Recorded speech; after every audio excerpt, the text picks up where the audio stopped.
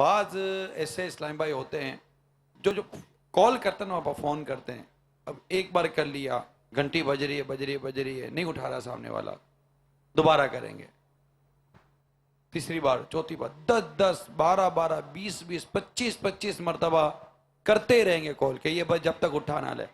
اور موبائل کا پاپا یہ ایک سسٹم ہے کہ اگر کسی کو میسج کرنا ہے یا آپ کو کوئی فون کرنا ہے اور سامنے سے درا کوئی فون کر رہا ہے تو اس کی فون آتے رہے گا، آپ کچھ نہیں کر سکو گے۔ تو آپ انتظار کرتے رہیں، آپ کا میسج کرتا رہے گا، آپ کسی کا میسج پڑھ رہے ہیں تو نہیں کر سکتے، کچھ بھی نہیں کر سکتے۔ بعض لوگ ایس ایم ایس کرتے ہیں، بابا 1 کر دیا، 2 کر دیے، 3 کر دیے، مسلسل اتنے ایس ایم ایس کریں گے، اتنے ایس ایم ایس کریں گے۔ ایس ایم ایس بھی جس کا آتا ہے تو وہ جب تک آپ ایس ایم ایس کھولیں گے نہیں اس وقت پتہ نہیں چلے گا اندر لکھا ہوا کیا ہے۔ ایک ہی جیسے ایس ایم ایس بار بار کریں گے، ایک ہی شخص بار بار کال کرے گا اور پوری کی پوری گھنٹیاں ماریں گے۔ اس سے بابا جس کے پاس فون ہے اس سے ذہنی اور قلبی اذیت ہوتی ہو تو کوئی تعجب نہیں ہے۔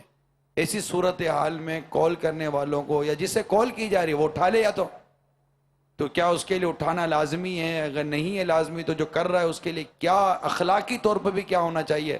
برائے کرم رہنمائی فرما دیں۔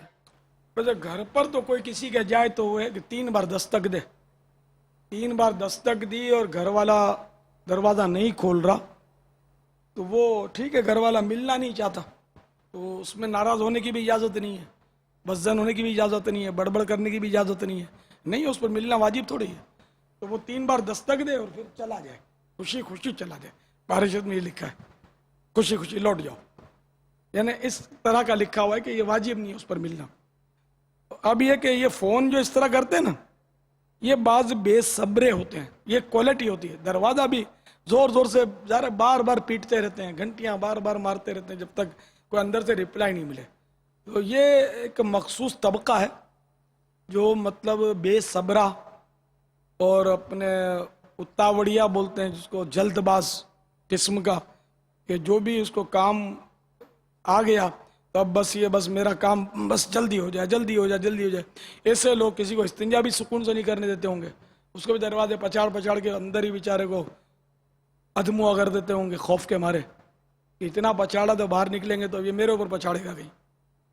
تو یہ انداز بالکل اخلاق کے دائرے سے نکلا ہوا ہے۔